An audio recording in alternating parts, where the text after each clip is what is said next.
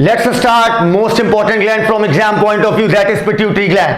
अगर हम बात करें ह्यूमन के स्कल की, तो ह्यूमन का जो स्कल है इसके ऊपर पाई जाती है क्रेनियल बोन्स, और यहीं पर इन्हीं हड्डियों में से एक होती है आपकी स्फेनॉइड बोन। ये जो स्फेनॉइड बोन है ये आपको लेफ्ट साइड से भी दिखती है और ये स्फेनॉइड बोन आपको राइट साइड से भी दिखती है, और ऐसा लगता है कि ये दो हड्डियां हैं, लेकिन स्फेनॉइड बोन ये एक ही हड्डी है। गौर से देखिए, अंदर से पिंक कलर की गई हुई है, ये एक ही हड्डी है जो इधर से लेकर उधर तक होती है।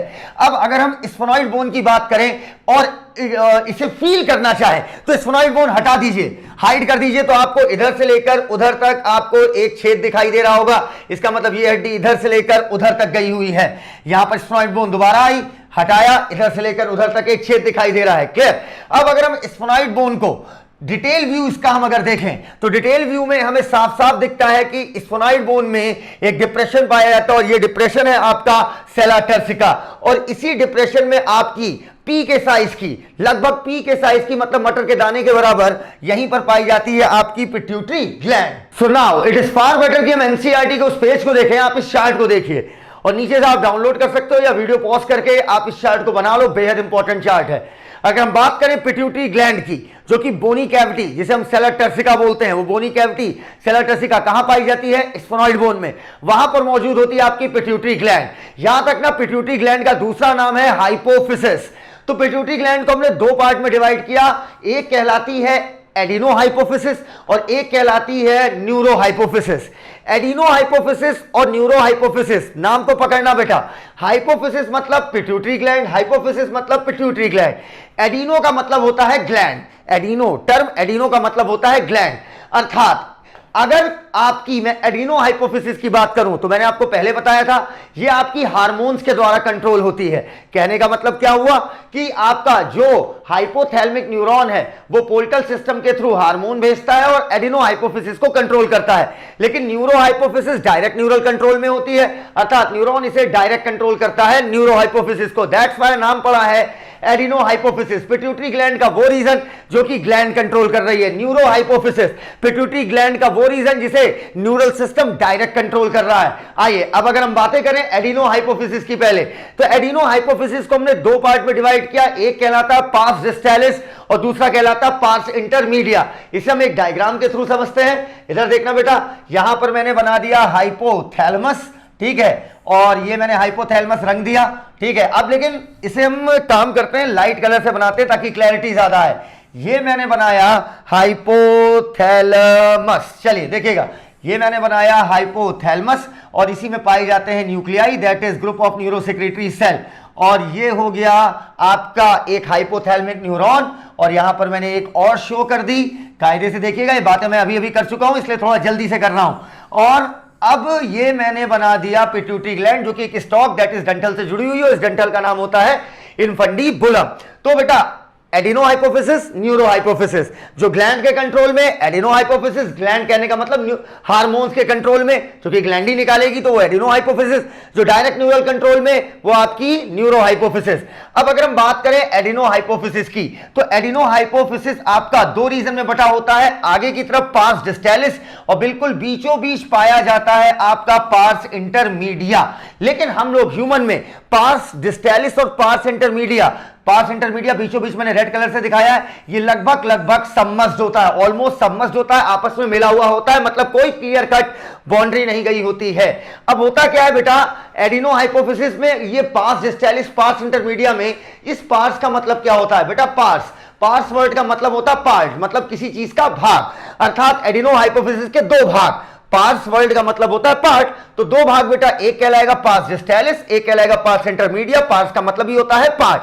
पार्स डिस्टैलिस को हम स्पेशली, पार्स डिस्टैलिस को हम लोग बोलते हैं आपका एंटीरियर पिट्यूटरी। क्या बोला? पार्स डिस्टैलिस को एंटीरियर पिट्यूटरी। तो पिट्यूटरी ग्लैंड एनाटॉमिकली दो भागों में बांटी गई, adeno hypophysis, neuro hypophysis. Adeno hypophysis के दो parts, pars distalis, pars intermedia. Human में पार्स इंटरमीडिया और पार्स डिस्टैलिस आपस में क्या होती हैं? सबमर्ज्ड होती हैं, अर्थात आपस में डूबी होती हैं, मर्ज्ड होती हैं। पार्स डिस्टैलिस को ही हम एंटीरियर पिट्यूटरी कहते हैं। पार्स डिस्टैलिस की बात करें बेटा अगर, तो पार्स डिस्टैलिस आपका 6 हार्मोन निकालती है, वहीं पर पार्स इंटरमीडिया सिर्फ सिंगल एक हार्मोन निकालती है। पार्स डिस्टालिस 6 हार्मोन, पार्स इंटरमीडिया सिर्फ सिंगल एक हार्मोन निकालेगी। अब आइए अगर हम बात करें पिट्यूटरी ग्लैंड की, तो मैंने आपको बताया था कि पिट्यूटरी ग्लैंड में आपका पिट्यूटरी ग्लैंड जो है ये आपकी हाइपोथैलेमस द्वारा कंट्रोल होती है। अब देखना कैसे कंट्रोल होती है, एक बार जल्दी से देखते हैं। मान लीजिए ये एक ब्लड का पाइप आ रहा है, ये कैपिलरी, ये कैपिलरी, कैपिलरी से शुरू, कैपिलरी पे खत्म, पोर्टल सिस्टम। ये क्या करेगा, हार्मोन कैपिलरी में डालेगा, और आपका हाइपोथैलेमस जैसे ही कैपिलरी में हार्मोन डालेगा, ब्लड से होता वो यहां आएगा, और कैपिलरी से यहां हार्मोन मिल जाएंगे किसे, आपकी पिट्यूटरी ग्लैंड को। एंटीरियर या पोस्टीरियर, एंटीरियर, वहीं पर पोस्टीरियर वाली डायरेक्ट न्यूरल कंट्रोल में होती है। अब याद रखना बेटा कि ये जो आपका पोस्टीरियर पिट्यूटरी को रेगुलेट कर रही है न्यूरॉन, इसका जो लास्ट वाला एंड होता है वो थोड़ा बल्ग्ड होता है। बल्ग्ड मतलब फूला हुआ, और ये बल्ग्ड एंड कहलाता है हैरिंग बॉडी। क्या कहलाता है, herring body, HERRING, herring body. Clear. चलिए, हैरिंग बॉडी किधर होगी बेटा, पोस्टीरियर पिट्यूटरी या एंटीरियर पिट्यूटरी। पोस्टीरियर पिट्यूटरी किसमें होती है, हाइपोथैलेमिक न्यूरॉन जो पोस्टीरियर पिट्यूटरी तक जाता है वो उसके टर्मिनल एंड बल्ग हो जाता है, उसी को बोलते हैं हम हैरिंग बॉडी। अब बात करते हैं पार्स डिस्टालिस के 6 हार्मोन्स की और उनके फंक्शंस की। पार्स डिस्टालिस दूसरा नाम एंटीरियर पिट्यूटरी, उसके 6 हार्मोन में पहला हार्मोन है ग्रोथ हार्मोन। ग्रोथ हार्मोन की बात करें तो उसका नाम पकड़ लो बेटा, ये ग्रोथ कराता होगा। मतलब अब कॉमन सेंस लगाओ, सेल डिवीजन कराने में कौन मदद करेगा, ग्रोथ हार्मोन। मसल के डेवलपमेंट में, कार्टिलेज के डेवलपमेंट में कौन मदद करेगा, ग्रोथ हार्मोन। हाइट बढ़ाने के लिए कौन रिस्पॉन्सिबल है, ग्रोथ हार्मोन। माइटोसिस कौन कराएगा, ग्रोथ हार्मोन। तो इसके फंक्शन इसके नाम से ही पता चलना है, जो भी ग्रोथ कराएगा that is growth hormone. Bone की लंबाई बढ़ानी है तो कौन कराएगा, ग्रोथ हार्मोन। तो रटना नहीं, सोचना है। अब अगर मैंने कहा है कि बॉडी में कोई भी चीज ना जरूरत से ज्यादा होनी चाहिए ना जरूरत से कम, अगर ग्रोथ हार्मोन ज्यादा हो जाएगा तो सीधी बात है एक्सेसिव ग्रोथ होगी, और इतनी ज्यादा ग्रोथ होगी कि जाइजेंटिज्म हो सकता है या एक्रोमेगैली हो सकता है। अक्सर आप जाइजेंटिज्म और एक्रोमेगैली को एक चीज मानते हो जो कि गलत है। जाइजेंटिज्म जो है ये बच्चों में होती है, और एक्रोमेगैली यूजुअली मिडिल एज में होती है, 20 से 40 साल की उम्र में। ठीक है, अब समझना ग्रोथ हार्मोन क्या है, इसमें एबनॉर्मल ग्रोथ होगी लीडिंग टू जाइजेंटिज्म। आदमी बिल्कुल बड़ा भयावह दिखेगा। और वहीं पर अगर ग्रोथ हार्मोन कम हो गया, अगर ग्रोथ हार्मोन कम है तो बॉडी की ग्रोथ कम होगी, और अल्टीमेटली वो बंदा बौना रह जाएगा। और इस बौनेपन को ड्वार्फिज्म बोलना अधूरापन है, क्योंकि ड्वार्फिज्म और भी हार्मोन करा सकते हैं। एग्जांपल के तौर पर T3 T4, ठीक है, इनकी कमी से भी ड्वार्फिज्म हो सकता है, लेकिन हम इसीलिए स्पेसिफिकली यूज करते हैं वर्ड पिट्यूटरी ड्वार्फिज्म हुआ। क्यों, क्योंकि पिट्यूटरी ग्लैंड से निकलने वाले ग्रोथ हार्मोन जो है वो कम निकला तो स्टंटेड ग्रोथ रुक जाएगी, और रिजल्टिंग अल्टीमेटली पिट्यूटरी ड्वार्फिज्म ज्यादा एक्यूरेट टर्म है। अगर पूछ ले कि ग्रोथ हार्मोन की कमी से ड्वार्फिज्म होगा पिट्यूटरी ड्वार्फिज्म, तो ज्यादा एक्यूरेट पिट्यूटरी ड्वार्फिज्म ऑप्शन में नहीं है, तो हाँ ठीक है, फिर ड्वार्फिज्म। अब बात करते हैं एक्रोमेगैली की। एक्रोमेगैली किसमें होती है बेटा, एडल्ट्स में होती है, यूजुअली 20 से 40 मतलब मिडिल एज वालों की होती है। इसमें क्या होता है, बहुत ज्यादा सिक्रीशन होता है ग्रोथ हार्मोन का, बस केस किसका है, एडल्ट का, स्पेशली मिडिल एज। इसमें जो आपका फेस होता है, आपको यहां पर एक फिगर दिख रहा होगा, फेस जो होता है वो काफी डिस्फिगर्ड हो जाता है, टेढ़ा मेढ़ा हो जाता है, सीवियर डिस्फिगरमेंट, बॉडी बिल्कुल डिस्फिगर्ड होती है, स्पेशली फेस। और अगर इसे रोका नहीं गया, मतलब जो ग्रोथ हार्मोन एक्सेस निकल रहा है अगर इसे रोका नहीं गया, तब अल्टीमेटली आपकी डेथ हो जाएगी।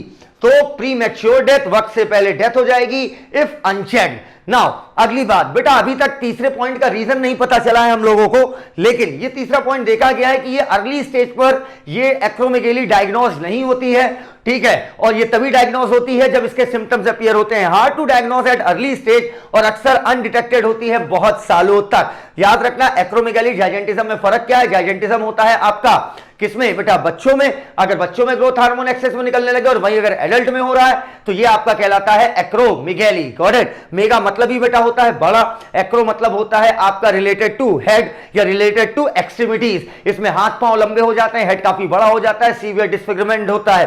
बेटा एक्रोसोम आप स्पर्म का पढ़ते हो, एक्रो का मतलब ही होता है हेड, या एक्रो का मतलब आप बोल सकते हो एक्सट्रीमिटीज। दो मतलब होते हैं इसमें, एक्सट्रीमिटीज जैसे हाथ और पांव काफी लंबे हो जाएंगे, आपका है जो हेड है ओवरऑल जो फेस है काफी सीवियरली डिस्फिगर्ड हो जाएगा। और याद रखना कि आपका ग्रोथ हार्मोन अगर ज्यादा निकल रहा है तो इस शुरुआती स्टेज में नहीं पता चलता है, ठीक है, और अगर इसे रोका नहीं गया तो अल्टीमेटली आपकी डेथ हो जाएगी। और इसका रीजन अभी हमें नहीं पता है कि क्यों ग्रोथ हार्मोन शुरू में डिटेक्ट नहीं कर पाते हम लोग। Now next hormone is prolactin, जो कि आपका पास डिस्टालिस एंटीरियर पिट्यूटरी निकालती है। प्रोलैक्टिन, लैक का मतलब होता है मिल्क, प्रो प्री प्राई मतलब पहले, मतलब दूध के निकलने के पहले जो भी मां में, महिलाओं में दूध के निकलने के पहले जो भी घटनाएं हो रही हैं वो सब किस हार्मोन की वजह से हो रही है? प्रोलैक्टिन। अब बेटा दूध निकलने से पहले सबसे पहला काम क्या है कि मेमोरी ग्लैंड की क्या हो? ग्रोथ हो। ग्रोथ होने के साथ उसमें मिल्क डेवलप हो। अरे जब मिल्क नहीं डेवलप होगा तो निकलेगा कैसे?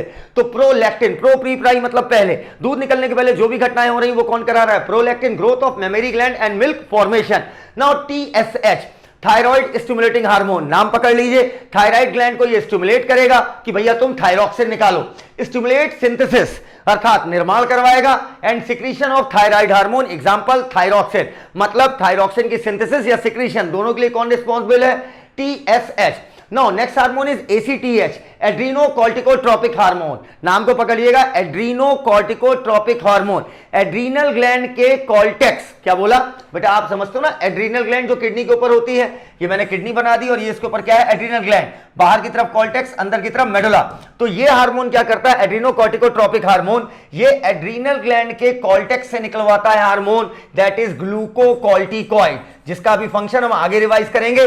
तो चलिए अगला पढ़िएगा। ACTH एड्रीनोकॉर्टिको, एड्रीनल ग्लैंड के कॉर्टेक्स, ठीक है, से निकलवाएगा hormone. Synthesis and secretion of steroid hormone, that is glucocorticoid from adrenal cortex. याद रखना ये एक स्टेरॉइड हार्मोन है, ठीक है। खैर सभी हार्मोन किस केमिकल नेचर का भी हम अंत में बात करेंगे। Last one is gonadotropin. Gonadotropin actually में दो हार्मोन को मिला के गोनेडोट्रोपिन हम बोलते हैं, जिसमें आता है आपका ल्यूटिनाइजिंग हार्मोन और फॉलिकुलर स्टिमुलेटिंग हार्मोन। गोनेडोट्रोपिन नाम को पकड़ो, ट्रोपिन का मतलब होता है इफेक्ट दिखाना। एक ऐसा हार्मोन जो इफेक्ट दिखाएगा किस पे? गोनैड्स पर, मेल में टेस्टिस में, फीमेल में ओवरी में, और ये दोनों में निकलता है। LH FSH जो है मेल फीमेल दोनों में निकलता है। LH हो गया ल्यूटिनाइजिंग हार्मोन, FSH हो गया फॉलिक्यूल स्टिमुलेटिंग हार्मोन। अब बेटा LH का फंक्शन अगर हम देखें तो मेल में ये सिंथेसाइज कराएगा और सिक्रीट कराएगा एंड्रोजन को। एंड्रोजन कोई सिंगल हार्मोन नहीं है, एंड्रोजन ग्रुप ऑफ हार्मोन है। एंड्रोजन का एक एग्जांपल है टेस्टोस्टेरोन। तो मेल में ल्यूटिनाइजिंग हार्मोन क्या कराएगा? सिंथेसिस, निर्माण कराएगा और सिक्रीट भी कराएगा बॉडी में, सिक्रीशन ऑफ एंड्रोजन। और बेटा एंड्रोजन कौन बनाती है? आपकी leading cell of testis. Got it. Now next है फीमेल में काम क्या होगा? बेटा नाम पकड़ो, ल्यूटिनाइजिंग हार्मोन, कॉर्पस ल्यूटियम बनाने वाला hormone. Luteinising corpus luteum. Corpus luteum कब बनेगी? जब ओव्यूलेशन होगा। मतलब LH ओव्यूलेशन के लिए क्या होगा? रिस्पॉन्सिबल होगा। अगर आपने 12th NCERT पढ़ी होगी अच्छे तो 12th NCERT unit first chapter number 3, वहां पर आप ह्यूमन रिप्रोडक्शन में पढ़ते हो मेंस्ट्रुअल साइकिल। वहां पर आप देखते हो कि LH सर्ग आता है 14वें दिन, जिसकी वजह से ओव्यूलेशन होता है। अर्थात LH की मात्रा एकाएक बहुत तेजी से राइज कर जाती है और ओव्यूलेशन होगा, और ओव्यूलेशन होगा तभी निर्माण हो सकता है आपका कॉर्पस ल्यूटियम का। तो उसके बाद ये मेंटेन भी कराएगा कॉर्पस ल्यूटियम।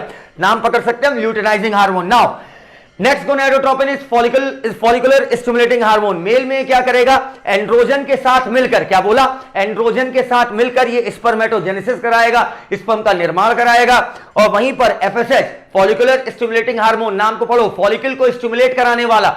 ये फीमेल में क्या कराएगा? ग्रोथ कराएगा और डेवलपमेंट कराएगा ओवेरियन फॉलिकल की, मतलब प्राइमरी फॉलिकल को ग्राफियन फॉलिकल में कन्वर्ट कराएगा।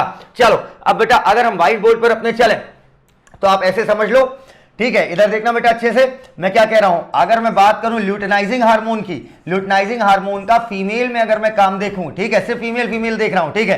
फीमेल में इसके दो फंक्शन है। वहां पर क्या कर रहे थे? LH लिखकर मेल फीमेल लिख दे रहे थे, FSH लिख के मेल फीमेल। अब मैं एक साथ दिखा रहा हूं। फीमेल में बेटा ल्यूटिनाइजिंग हार्मोन, नाम को पकड़ना।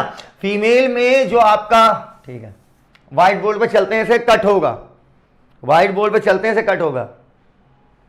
अब बेटा अगर मैं बात करूं LH और FSH, इनका फीमेल में क्या काम क्या हुआ? तो बेटा नाम को पकड़ो जल्दी से, नाम को पकड़ो, FSH फॉलिकुलर स्टिमुलेटिंग हार्मोन। ये मान लीजिए आपकी ओवरी है, तो प्राइमरी फॉलिकल को अल्टीमेटली ग्राफियन फॉलिकल में कन्वर्ट कराएगा कौन? आपका, जल्दी से बोलिए, ग्राफियन फॉलिकल में कौन कन्वर्ट कराएगा? FSH फॉलिकल को स्टिमुलेट करने वाला हार्मोन। और ग्राफियन फॉलिकल को फाड़कर ओव्यूलेशन कराना और कॉर्पस ल्यूटियम को बनवाना, मेंटेन रखना, ये आपका किसका काम है? Luteinizing hormone, that is luteinising. Corpus luteum को बनाने वाला कब बनेगी वे? जब ओव्यूलेशन होगा। इतनी बातें एकदम क्लियर। चलिए अब वहीं पर अगर हम बात करें LH और FSH की मेल में, तो मेल में बेटा LH क्या करता है? एंड्रोजन का निर्माण कराता है और उसके साथ साथ उसको रिलीज कराता है। और ये एंड्रोजन FSH के साथ मिलकर, ये एंड्रोजन एफएसएच के साथ मिलकर रेगुलेट करेगा स्पर्मेटोजेनेसिस।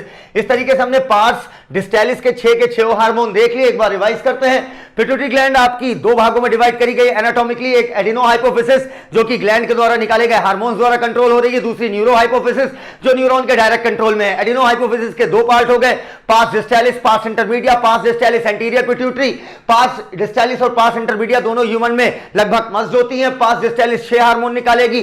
सबसे पहला ग्रोथ हार्मोन जो कि आपकी बॉडी में ग्रोथ कराएगा, बोन का डेवलपमेंट कराना, कार्टिलेज का डेवलपमेंट कराना, मसल का डेवलपमेंट कराना, ये सारा काम है पार्स डिस्टेलिस मतलब पार्स डिस्टेलिस के ग्रोथ हार्मोन का। बेटा कॉमन सेंस लगाओ, जो भी ग्रोथ कराने वाला हार्मोन है वही है क्या तुम्हारा ग्रोथ हार्मोन। बॉडी में ग्रोथ हुई ग्रोथ हार्मोन की वजह से।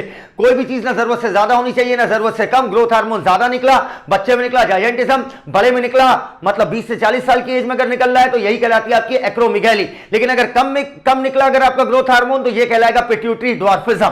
अच्छा, इसके बाद एक्रोमेगाली स्पेशल केस मैंने आपको अलग से दिखाया।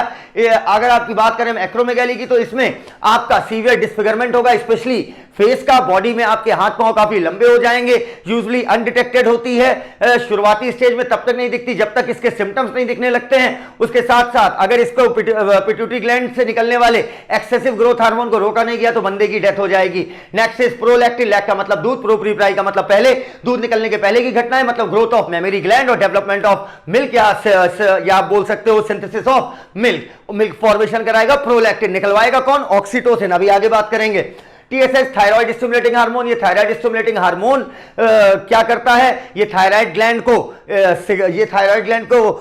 मैसेज देगा कि तुम्हें सिंथेसाइज कराना है और तुम्हें सिक्रीट कराना है thyroid hormone, that is thyroxine. Adrenocorticotropic hormone adrenal gland के कॉर्टेक्स से कहेगा भैया तुम ग्लूकोकॉर्टिकॉइड निकालो। ग्लूकोकॉर्टिकॉइड एक स्टेरॉइड हार्मोन है। नेक्स्ट गोनेडोट्रोपिन, जिसमें दो हार्मोन आ गए, एलएच और एफएसएच, दोनों गोनेड्स पे इफेक्ट दिखा रहे हैं, दैट इज टेस्टिस और ओवरी।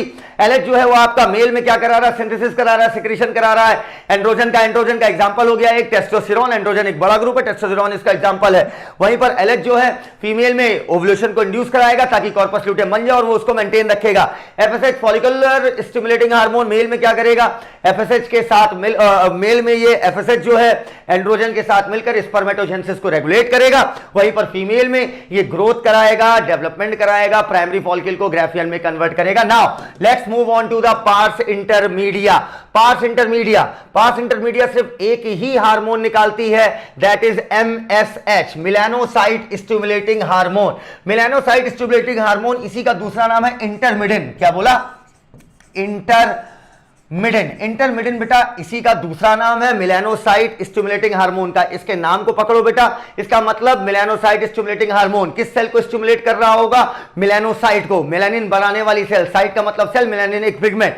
अच्छा बेटा, ये मेलानोसाइट से क्या कहता है और इसका मेलानोसाइट के साथ क्या रिलेशन है, ये हम देखेंगे आपका पीनियल ग्लैंड में जब हम मेलाटोनिन पढ़ेंगे। मेलाटोनिन और एमएसएच के बीच में आपस में एंटागोनिस्ट रिलेशन होता है, वो हम आगे देखेंगे। अब इतना याद रखिए, parse intermedia melanocyte stimulating hormone release करता है जो कि आपका मेलानोसाइट पर इफेक्ट दिखाता है। नाउ अब अगर हम बात करें न्यूरो हाइपोफिसिस को, जिसे हम पार्स नर्वोसा या पोस्टीरियर पिट्यूटरी भी कहते हैं, ये स्टोर करता है और रिलीज करता है दो हार्मोन, एक ऑक्सीटोसिन, एक वैसोप्रेसिन। याद रखना, पार्स नर्वोसा, दूसरा नाम पोस्टीरियर पिट्यूटरी, तीसरा नाम न्यूरो हाइपोफिसिस।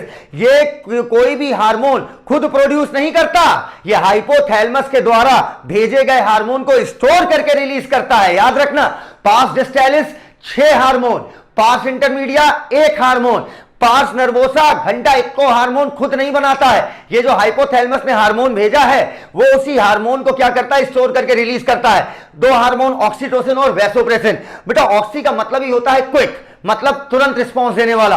ऑक्सीटोसिन रिलीज होने के 2 से 3 मिनट के अंदर रिस्पांस दे देता है, दैट्स व्हाई नाम पड़ा ऑक्सीटोसिन। बेटा कहीं पर भी स्मूथ मसल हो, स्मूथ मसल मतलब जो हमारे कंट्रोल में ना हो, अगर स्मूथ मसल है उसमें कॉन्ट्रैक्शन का काम होता है ऑक्सीटोसिन का, ठीक है? तो act on smooth muscle and stimulate contraction. अब बेटा अगर मेमरी ग्लैंड से मिल्क निकलवाना है तो कॉन्ट्रैक्शन तो होगा ही होगा, इसका मतलब वहां पर कौन काम आ रहा है? ऑक्सीटोसिन। या बच्चा पैदा करना हो, पार्ट्यूरेशन कराना हो तो यूट्रस में कॉन्ट्रैक्शन कराना है तो उसके लिए भी कौन रिस्पॉन्सिबल है? ऑक्सीटोसिन। ओवरऑल स्मूथ मसल में कॉन्ट्रैक्शन कराएगा कौन? ऑक्सीटोसिन। बेटा महिलाएं जब जो है प्रेग्नेंट होती हैं और बच्चा होने वाला, डिलीवरी होने वाली, बच्चा आसानी से नहीं निकल रहा तो उन्हें ऑक्सीटोसिन के इंजेक्शन भी ठोके जाते हैं ताकि ऑक्सीटोसिन जाए और यूट्रस की स्मूथ मसल में कॉन्ट्रैक्शन कराए ताकि बच्चा आसानी से निकल जाए। याद रखना, मेमोरी ग्लैंड का डेवलपमेंट, दूध का बनना प्रोलैक्टिन, लेकिन दूध का निकलना ऑक्सीटोसिन। नाउ नेक्स्ट, इसी वजह से याद रखिएगा ऑक्सीटोसिन को हम पार्टूरिशन हार्मोन भी बोलते हैं, जो पार्टूरिशन में मदद करे। नेक्स्ट हार्मोन ये कौन सा है आपका, वैसोप्रेसिन, जो वेसल्स को प्रेस कर दे। ब्लड वेसल को प्रेस करोगे तो कॉमन सेंस लगाओ, ब्लड का प्रेशर ये क्या कर देगा, बढ़ा देगा। उसके साथ साथ अब अच्छे से देखो बेटा, ब्लड का प्रेशर बढ़ा देगा।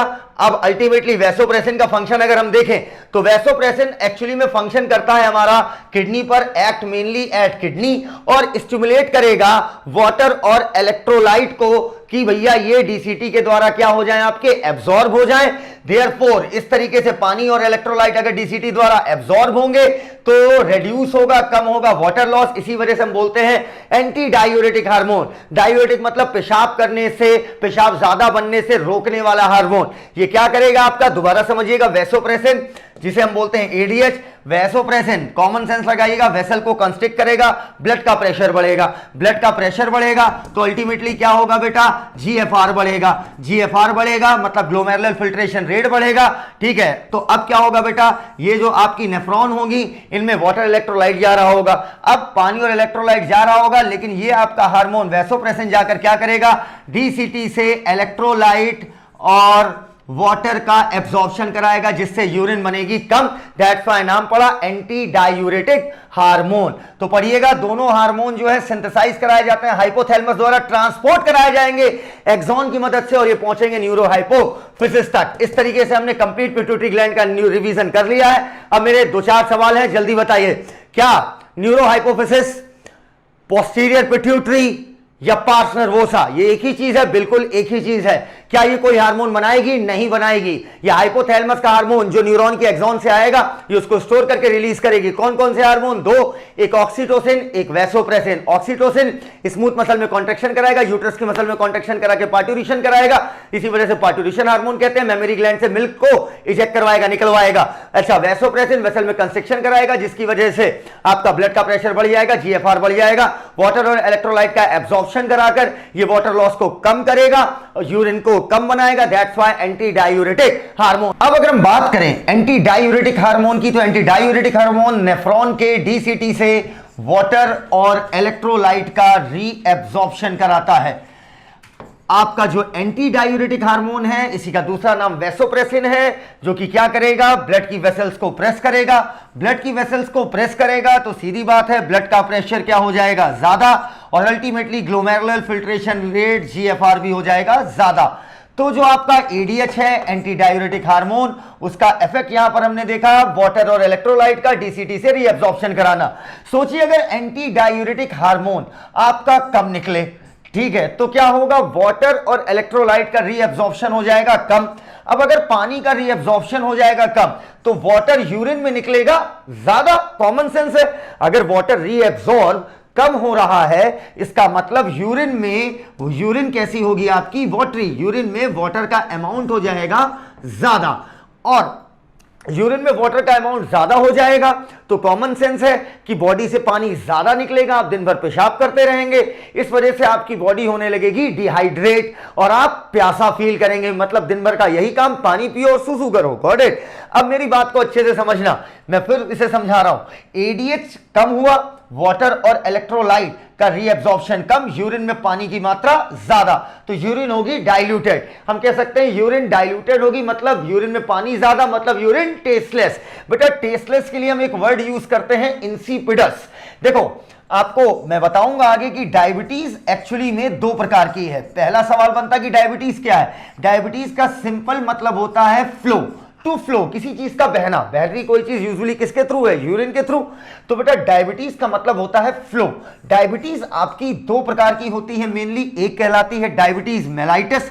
मेलाइटस का मतलब होता है मीठा, एम से मीठा, एम से मेलाइटस, ठीक है। तो मेलाइटस का मतलब हुआ शुगरी, और वहीं पर अगली होती है डायबिटीज इंसिपिडस। इंसिपिडस का मतलब होता है टेस्टलेस, ठीक है। ये शब्द याद रखिए, बहुत काम आएंगे प्री मेडिकल और मेडिकल दोनों में। तो बेटा डायबिटीज मेलाइटस का जिक्र हम आगे करेंगे, जिसमें इंसुलिन के प्रोडक्शन क्या हो जाता है, कम, तो डायबिटीज मेलाइटस होता है। लेकिन अब यहां पर बात करेंगे डायबिटीज इंसिपिडस की। डायबिटीज इंसिपिडस किस केस में होगी, जब एडीएच हो जाएगा कम। एडीएच हो जाएगा कम तो वाटर का रीएब्जॉर्प्शन हो जाएगा कम। यूरिन, आपकी यूरिन में H2O का अमाउंट क्या हो जाएगा, ज्यादा, और पानी ज्यादा होने की वजह से यूरिन में आपकी यूरिन कैसी होगी, टेस्टलेस। ठीक है, टेस्ट करने को नहीं कहा गया है, बस बताया गया है। आइए अब हम पढ़ते हैं जरा। यहां पर एनसीईआरटी लिखती है इंपेयरमेंट अफेक्टिंग, अगर कोई गड़बड़ी हो जाए जिसकी वजह से आपका एडीएच सिंथेसाइज नहीं हो पा रहा या रिलीज नहीं हो पा रहा है, रिजल्ट इन डिमिनिश्ड, खत्म हो जाएगी एबिलिटी ऑफ किडनी, किडनी की एबिलिटी पानी को कंजर्व करने की, लीडिंग टू वाटर लॉस, पानी का लॉस ज्यादा होगा, मतलब डिहाइड्रेशन ज्यादा होगा, प्यास ज्यादा लगेगी। This condition is known as diabetes insipidus, diabetes मतलब फ्लो, इंसिपिडस मतलब टेस्टलेस। चलिए अब एनसीईआरटी ने पिट्यूटरी का जो डायग्राम दिया है उस डायग्राम पर हम फोकस करेंगे। यहां पर इन्होंने ग्रे कलर से दिखाया हुआ है आपका हाइपोथैलेमस, यहां पर हाइपोथैलेमस में न्यूरोसेक्रेटरी सेल्स, ठीक है, और ये दिखाया है आगे की तरफ एंटीरियर पिट्यूटरी, पीछे की तरफ पोस्टीरियर पिट्यूटरी। हाइपोथैलेमस और pituitary gland stock like structure, डंठल लाइक स्ट्रक्चर इनफंडिबुलम से जुड़ी हुई है। एंटीरियर पिट्यूटरी जो है वो हाइपोथैलेमस के हार्मोन द्वारा कंट्रोल हो रही है थ्रू पोर्टल सिस्टम, कैपिलरी से शुरू, कैपिलरी पे खत्म, और वहीं पर जो पोस्टीरियर पिट्यूटरी है वो डायरेक्ट न्यूरल कंट्रोल में है।